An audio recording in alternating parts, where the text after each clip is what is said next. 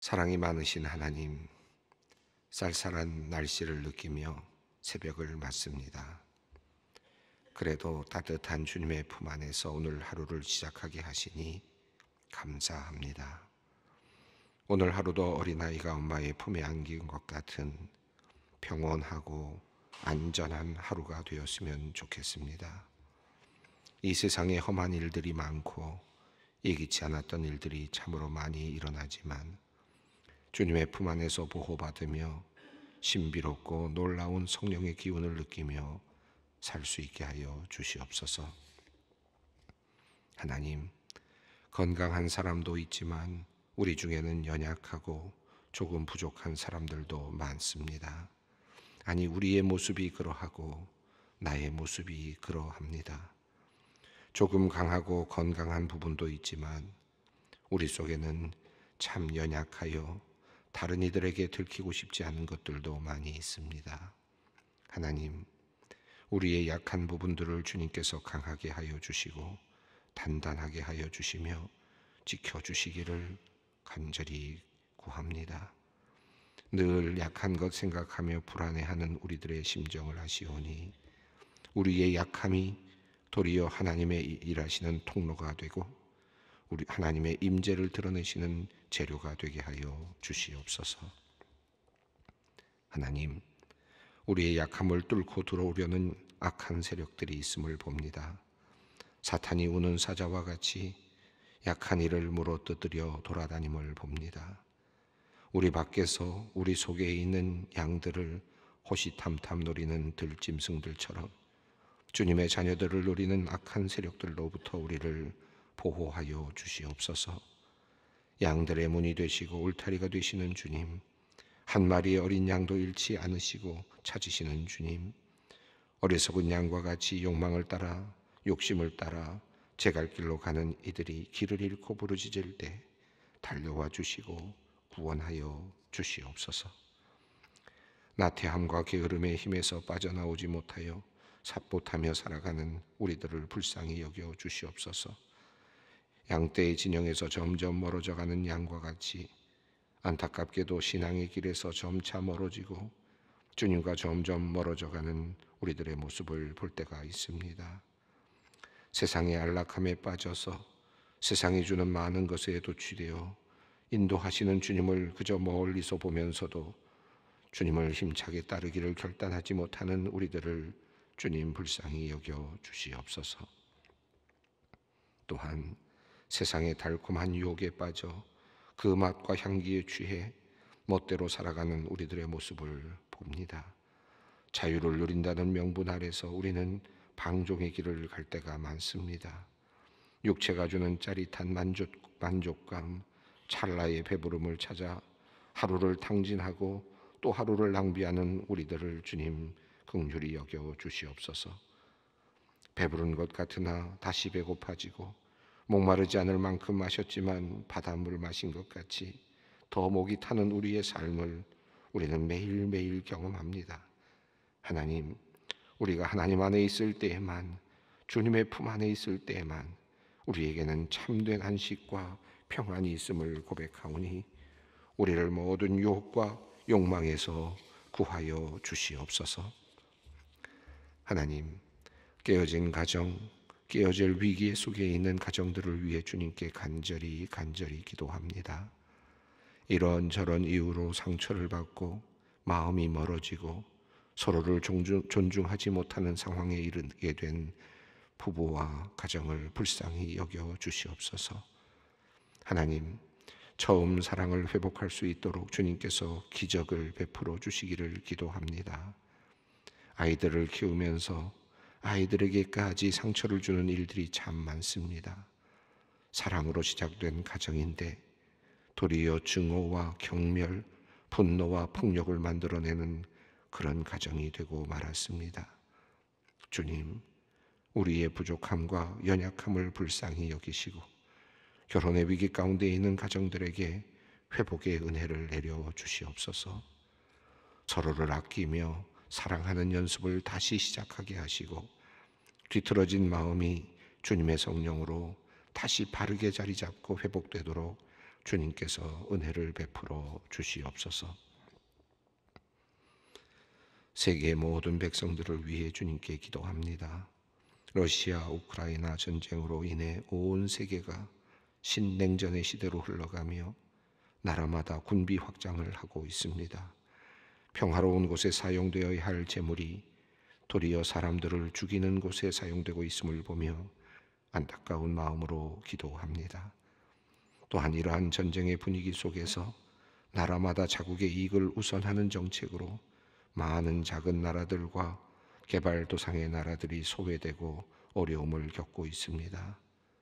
올 겨울에는 식량과 에너지 수급의 어려움으로 많은 사람들이 힘들게 살아가게 될 것이 예상됩니다. 하나님, 세계 각국의 지도자들과 위정자들에게 합력하여 선을 이루는 마음을 더하여 주셔서 나라의 모든 분쟁과 다툼이 멈추어서고 평화가 도래하게 하여 주시옵소서. 고향을 떠놀고 있는 전쟁 난민들이 혹독한 겨울을 보내지 않도록 주님께서 평화의 길을 열어 주시옵소서. 췌장암 말기 진단을 받은 아버지를 위해 기도하는 권사님이 있습니다. 구순의 나이에도 올 추석까지 운전하며 몸이 좋지 않은 아내의 병수발을 손수 감당하셨는데 감기 증상이 있어 병원을 방문했다 췌장암 진단을 받았습니다. 한평생 가정과 국가를 위해 애쓴 아버지가 이렇게 연약한 모습이 된 것을 보며 통곡하는 딸의 기도를 받아 주시옵소서. 그러나 하나님의 시간과 때를 인정하며 아버지를 주님께 부탁합니다. 아버지가 호흡하시는 그날까지 고통 없이 평안을 누리게 하시며 모든 가족들에게 하늘의 소망과 단단한 믿음을 허락해 주시옵소서.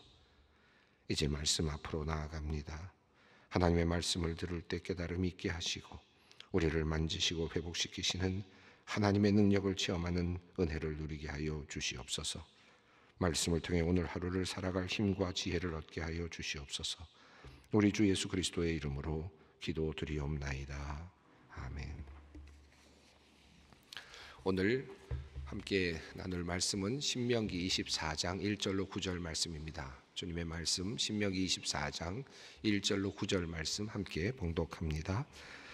사람이 아내를 맞이하여 데려온 후에 그에게 수치되는 일이 있음을 발견하고 그를 기뻐하지 아니하면 이혼 증서를 써서 그의 손에 주고 그를 자기 집에서 내보낼 것이요 그 여자는 그의 집에서 나가서 다른 사람의 아내가 되려니와 그의 둘째 남편도 그를 미워하여 이혼 증서를 써서 그의 손에 주고 그를 자기 집에 내보냈거나 또는 그를 아내로 맞이한 둘째 남편이 죽었다 하자 그 여자는 이미 몸을 더럽혔은즉 그를 내보낸 전 남편이 그를 다시 아내로 맞이하지 말지니 이 일은 여호와 앞에 가증한 것이라.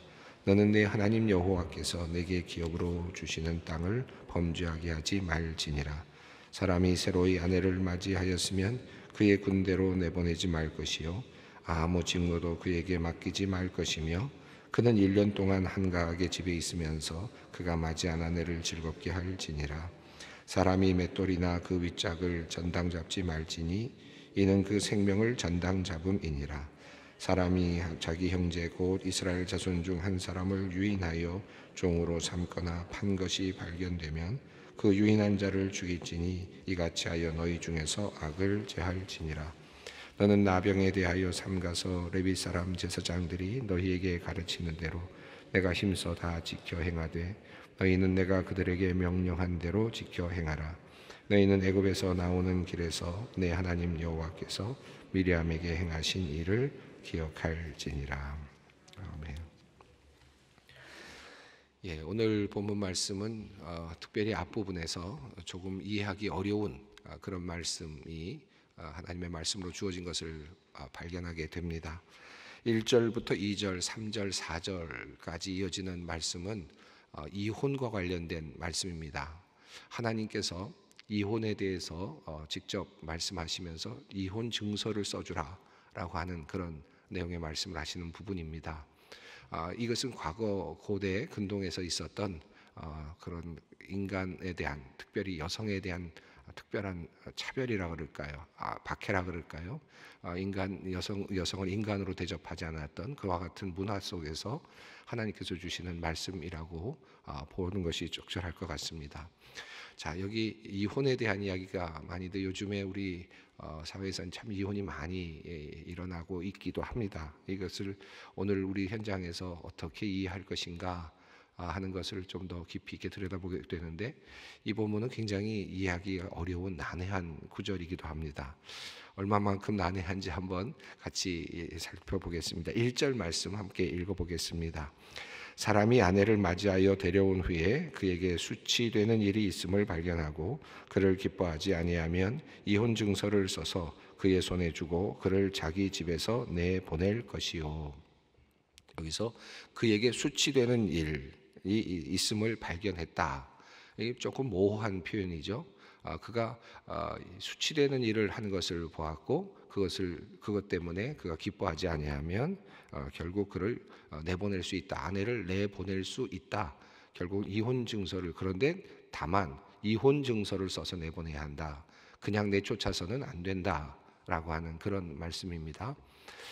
이것은 그냥 이혼을 허락하는 것처럼 보이고 또 이혼이 장려되는 것처럼 보이는 것은 이 하나님의 말씀, 이 본문 말씀의 본래 의도는 분명히 아니죠. 지금 그 당시에 있었던 수많은 여인들을 쉽게 버리는, 아내로 맞이했다가 쉽게 그냥 내동댕이 쳐지는 그와 같은 일들이 너무 많았기 때문에 하나님께서는 도리어 그것을 방지하고자 하시는 그와 같은 하나의 해결책을 지금 이 안에 두고 있다. 이것을 우리가 좀 더 깊이 생각해 볼 필요가 있겠습니다. 우선은 첫 번째는 그냥 내보내서는 안 된다. 이혼 증서를 써서 내보내라 라고 하는 것입니다. 여기 수치되는 일이 발견된다는 것이 참 모호해서 얼마든지 그런 흠집을 찾으려면 찾을 것이 있겠죠. 뭐 요즘 같으면은, 옛날 우리 조선 시대 같으면은 부모님을 잘 모시지 않는다 그러고서 내보낼 수도 있겠죠. 우리나라에서도 뭐 이런저런 일들이 있지 않았습니까? 아마 그 당시 문화 속에서도 그만한 수치스러운 일들을 발견할 것들은 많았을 거라고 생각합니다. 또 기뻐하지 않을 만한 일들을 발견하는 것은 아마 쉬운 일이었다고 생각하는데, 이것까지는 하나님께서 그냥 수치스러운 일이 발견되거든 이라는 표현으로 크게 넓혀 놓으셨습니다. 학자들은 이것을 가지고 이것은 아마도 성적인 간음이나 이런 것들이 아니겠느냐라고 보는데, 이 본문 자체는 그 자체를 그냥 이렇게 넓게 그렇게 포함하고 있습니다. 나중에 하나님께서 이 말씀, 이것과 관련돼서 말씀하시는 아내를 버림이 마땅합니까? 라고 하는 그런 말씀, 마태복음 5장에서 사람들이 와서 물었을 때 음행한 연고 위에는 버려서는 안 된다 라고 예수님께서는 보다 분명하게 그것을 더 축소하시면서 확실하게 말씀을 하셨죠. 여기서는 조금 더 넓게 표현이 되어 있습니다. 수치스러운 일이 발견됐을 때는 그 여인을 보낼 수 있다. 아내를 내보낼 수 있는데 이혼할 수 있다. 다만 이혼 증서를 반드시 써서 주어야 한다. 그래서 여기서 중요한 것은 이혼 증서를 써주라는 그 자체가 그 당시의 상황 속에서는 상당히 우선 이것을 억제하는, 적어도 그냥 내보내서는 안 되고 이혼 증서를 반드시 써서 내보내라 라고 하는 그런 내용입니다. 그래야 그 여성이 인간답게 또 그래도 미래를 이제 열어갈 수 있는 가능성이 열리기 때문입니다. 자, 그리고 나서 2절 말씀입니다. 그 여자는 그의 집에 나가서 다른 사람의 아내가 되려니와. 이혼 증서를 가진 여인, 그렇게 해서 그 이혼하게 된, 정식으로 합법적으로 이혼이 된 이런 상황에서는 그 여인에게는 결혼할 수 있는 그런 가능성이 열리는 겁니다. 그래서 다른 사람의 아내가 될 수 있다라고 하는 것입니다. 자, 그리고 나서 3절 말씀을 읽습니다. 그의 둘째 남편도 그를 미워하여 이혼 증서를 써서 그의 손에 주고 그를 자기 집에서 내보냈거나 또는 그를 아내로 맞이한 둘째 남편이 죽었다 하자. 자, 두 번째 남편이 생겼습니다. 이제 결혼을 했습니다. 그런데 그 두 번째 남편도 또 못마땅합니다. 이 여인이 못마땅하다라고 해서 또 이혼 증서를 써줬다라고 하는 것입니다. 아니면 또 둘째 남편이 세상을 떠났다라고 하자라는 것입니다. 4절 말씀 읽습니다. 그 여자는 이미 몸을 더럽혔은즉 그를 내보낸 전 남편이 그를 다시 아내로 맞이하지 말지니 이 일은 여호와 앞에 가증한 것이라. 너는 내 하나님 여호와께서 내게 기업으로 주시는 땅을 범죄하게 하지 말지니라. 참 이 부분이 어렵습니다. 자, 두 번째로 결혼을 했는데 그만 실패했다는 거죠.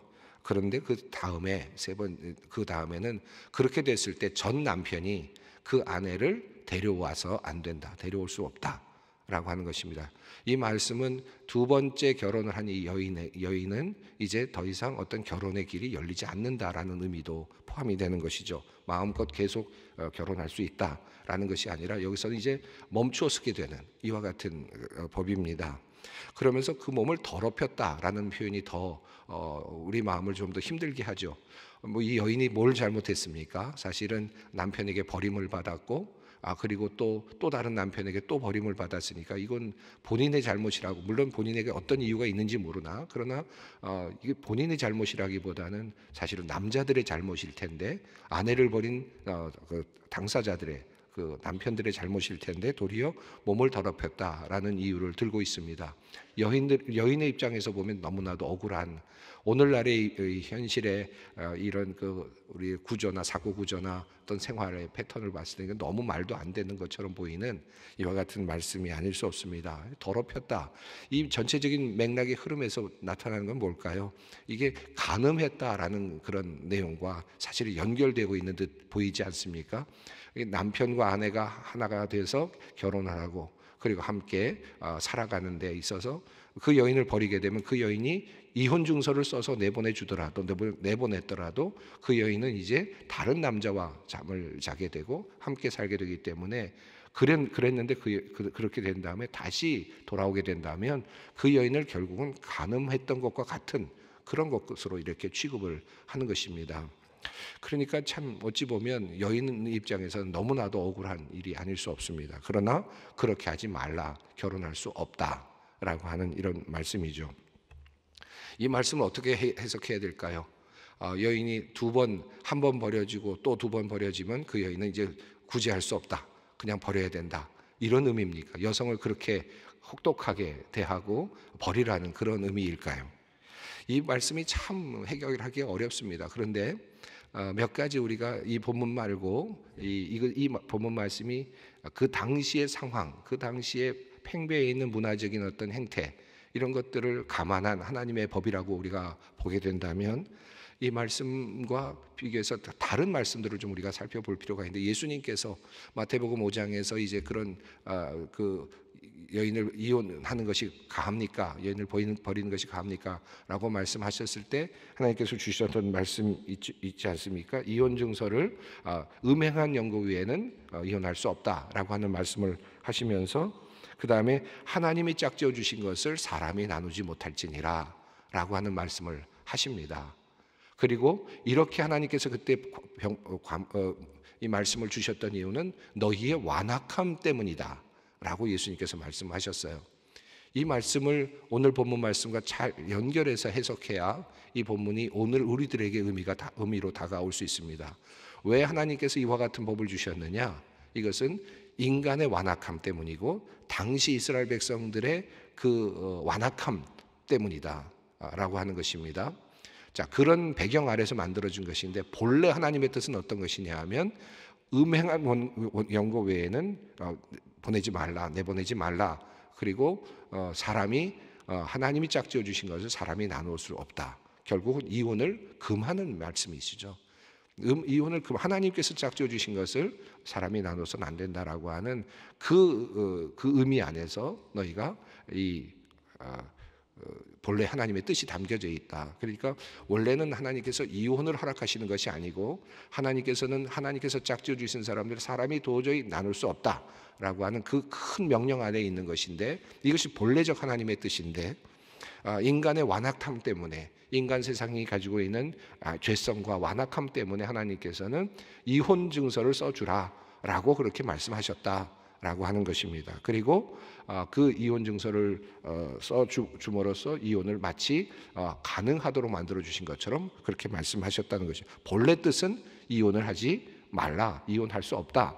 나눌 수 없다라고 하는 그런 말씀이라는 뜻입니다. 자, 그렇다면 여기 보면 이런 생각이 가능하지 않습니까?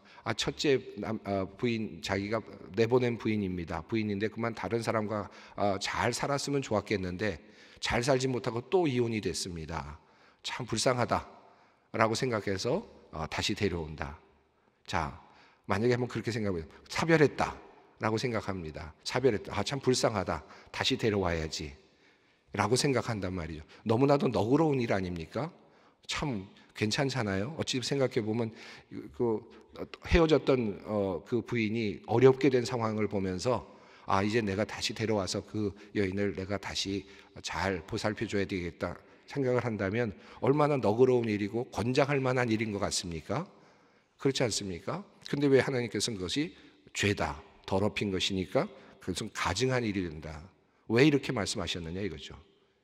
이건 너무 좋은 일 같은데 도리어 그 여인의 모든 것들을 보호해주는 일 같은데 왜 이렇게 말씀하셨느냐. 여기 조금 전에 말씀드렸던 예수님께서 말씀하셨던 거죠. 인간의 완악함 때문에 하나님께서 이혼을 어쩔 수 없이 허락을 해주시는 거죠. 어쩔 수 없이. 자, 그렇다면 한번 생각해 보시죠. 만약에 내가 어떤 여인과 결혼해서 살다가 그 여인과 이혼을 했습니다. 이혼 증서도 써줬어요. 다음 사람하고 다른 사람과 같이 결혼해서 살다가 그만 또 그 여인이 또 어려움에 처했습니다. 어려움에 처한 거죠. 이혼을 하거나 또 남편이 죽었거나 내가 연민의 마음이 들었습니다. 그 여인을 다시 데려와야지. 좋은 것 같지만 하나님께서 물으시는 것은 이것입니다. 그 정도로 네가 그 여인을 데려올 수 있을 정도의 상황이었다면 왜 내보냈느냐는 거예요. 왜 내보냈느냐는 거예요. 사실은 네가 더 참았어야 된다는 거죠. 같이 살았어야 된다는 거죠. 그거 아닙니까? 그런데 내보낼 때는 언제고 다시 또 연민의 생각이 들어서 데려온다? 그 정도의 연민이 있었으면 그 여인은 같이 아내로서 함께 살았어야 된다는 거죠. 그 말씀이 이 안에 그 마음이 담겨 있는 거예요. 그래서 이건 가증한 일이다. 결국은 그 여인을 네가 사랑할 수 있었고 더 붙잡을 수 있었음에도 불구하고 함께 살지 못했던 그것이기 때문에 그것은 안 된다는 것입니다. 이 말씀은 거꾸로 말하면 너희가 이혼을 할 때 정말 이 여인과는 다 도저히 못 산다. 정말 이 사람과는 다 정말 못 산다. 다시 어떤 일이 있어나도 정말 살 수가 없다라고 하는 정말 그 결단이 있느냐라고 하는 것까지는 묻고 계시는 거예요. 그리고 본래 하나님의 마음에는 너희는 헤어져서는 안 된다라고 하는 마음이 이미 있는 거예요. 그 마음이 하나님의 뜻에 있습니다. 그러나 인간의 완악함 때문에 이혼의 이것을 열어주시지만 그러나 그것은 하나님의 한정된 법 안에 있는 거다. 이게 굉장히 중요한 하나님의 마음이 담겨져 있는 부분입니다. 이 참 어려운 내용인데 우리가 이해할 필요가 있습니다. 또 하나 이게 굉장히 중요한 것은 여기 보면 이혼 증서를 써서 주라고 말씀하셨습니다. 그러나 두 번째도 이혼 증서를 써서 주고 그러면 그 여인은 이제 완전히 문제가 되고 더 이상 결혼하기 어려운 상황이 됩니다. 아주 야멸찬 하나님의 법처럼 보이죠. 이 말씀은 무슨 뜻이겠습니까? 누구든지 마음대로 쉽게 이혼 증서를 써서 남발하지 말라라고 하는 의미도 담겨져 있죠. 이혼을 억제하시려고 하시는 한 번, 두 번 그 이혼은 안 된다. 이건 피치 못할 경우에 어쩔 수 없는 경우에 하나님께서 열어주시는 그러한 길이다라고 하는 것입니다.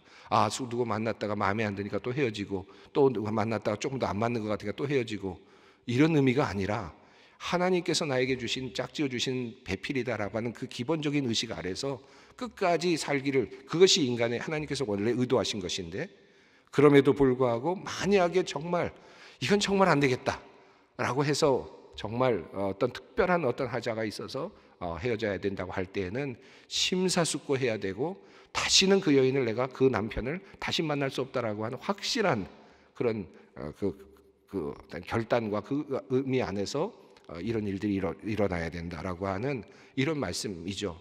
그러니까 이 말씀을 우리가 자칫 잘못 이해하면 매우 하나님께서 괴팍하고 그리고 매우 뭔가 이렇게 뭐랄까요 잔인해 보이는 그런 법을 주시는 것 같이 보이지만 이 하나님의 마음 이 안에 담겨져 있는 이 명령 안에 담겨져 있는 마음은 어떻게 해서든지 이혼을 막으려고 하시고 또 그것을 같이 함께 살게 하려고 하시는 그와 같은 모습으로 나타납니다.